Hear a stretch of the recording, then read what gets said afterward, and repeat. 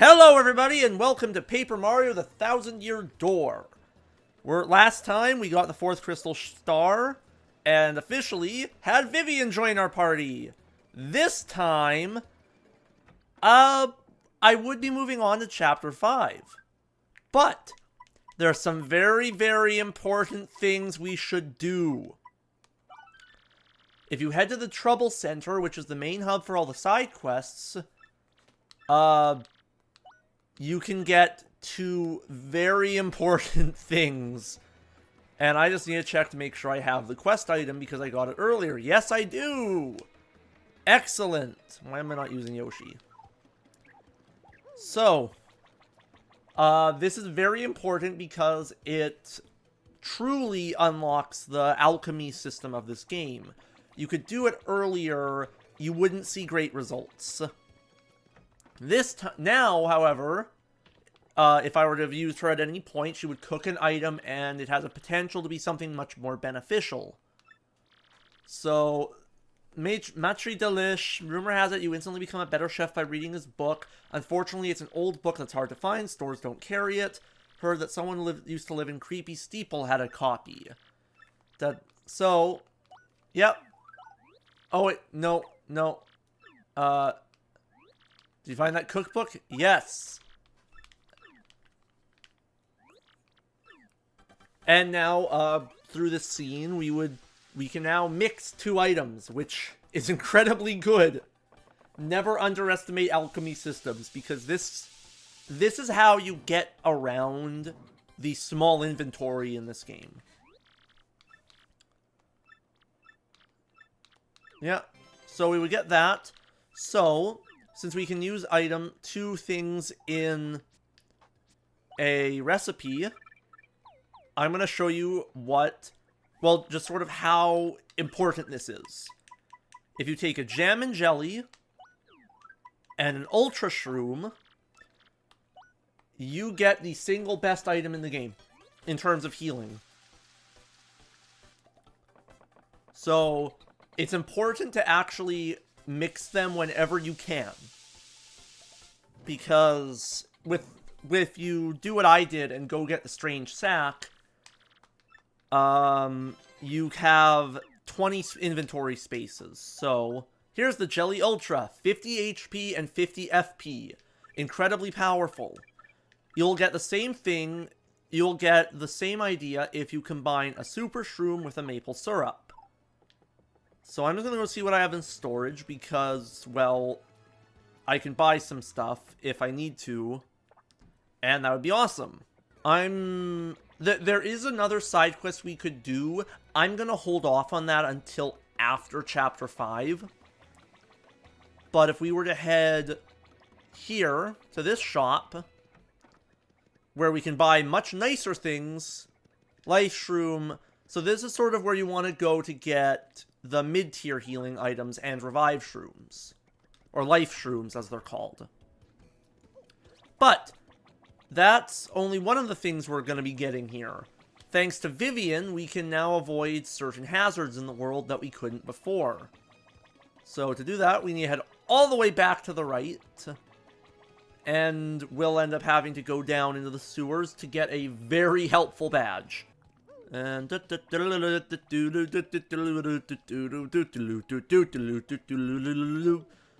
talk to this guy. So we have 24, wow. Yeah, let's... Okay, so I got 9, Peekaboo would save me time for tattling, and it would significantly lower the time of battles. I don't want it.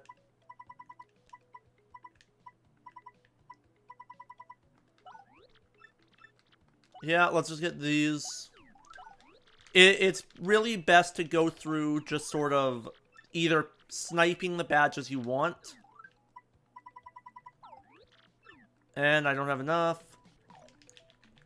But if we were to go under here, we can actually go under here now. There is a shop up there, and this is just... Yeah, this is mostly going to be a side thing episode. We will start the next chapter. But this is where your money goes late game, because look at this stuff. I have 120 coins. I don't really want to buy anything right now. Despite the fact that late game you have an absurd amount of money, you don't really want to be doing that, because I forget if the curse has expired yet or not. Oh, wait, no, this isn't the cursed person. So let's go down, down, down. So if we go all the way down, if I can hit the pipe, there'll be a room we could enter as early as Chapter 1, but not do anything. Where were the enemies? Maybe they ran. Yep. A spike room! Use Vivian to pull yourself into the shadows. Time exiting correctly. Yikes! Ay, Chihuahua. And... I want to know what's keeping these active. The spike shield badge. This lets Mario jump on any enemy who is spiky. That's really good. That is really, really good. Okay, I want that, I want that. I want that. Now to make our way back. There was a room like this in the original Paper Mario, where to get back, all you had to do was touch the spikes. In this game, they fixed it so you actually have to fight to get out. Because if you hit it, you will land right back on where the chest is. I can't talk today, god dang. And I think... oh yeah, I forgot to show this off. So we spin round, right round, jump up here, grab a shine sprite, ground pound, hit that, and if we let the elevator come back down, we can do the same on the other side. This is a shortcut room. Again, there was a room like this in the original Paper Mario, where it's effectively fast travel. So, say you need to get to Petalburg, or the Great Boggly Tree. Bam, we're here. Have a Trouble Center quest that takes you, that you need to go. This is much faster. But that's sort of it. So I'm actually gonna just see, yeah, I can't do that yet. So I'm actually gonna see you unless something interesting happens in the sewer, which I don't think happens yet. Okay, this is where the plot starts. And like any part, we should really begin this with a story from Luigi. Well, I headed to Circuit Break Island and got me a marvelous compass piece. You won't believe it, bro. Talk about thrills, chills, and spills. It was pretty nuts, bro. Want to hear what happened? Yep. Circuit Break Island. Well, like I said, it's a really long story, but here goes. Just as our boat arrived at Circuit Break Island, we heard this incredible racket. We soon found out that they hold kart races almost every day on the island. Whoever takes first place in the race gets to rule the island as king for that day. Just as we got to the racetrack, they were holding the awards ceremony. I couldn't believe my eyes. Right there on the trophy they give the winner, it was another piece of the marvelous compass. I almost passed dead away. I decided right then and there that the only thing to do was enter the next race. I mean, I've driven in kart races before, so I thought I'd be okay. Boy, was I wrong. The karts here were supercharged machines that could send you airborne with their exhaust. These vehicles were armed with missiles and bazookas. It was anything goes, bro. Of course, I wanted to get right out of there pronto. These drivers were crazed. But I worked on my courage and signed up anyways, and my race day finally came.